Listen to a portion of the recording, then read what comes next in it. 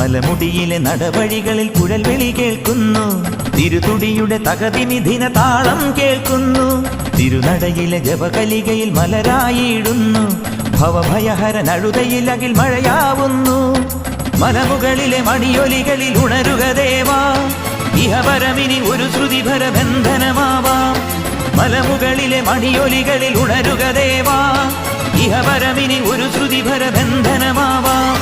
വേട്ടയ്ക്കും പാട്ടിനും തൃത്താളമാവാൻ എരുമേലി പെരുമാളെ നീ പോരേണം.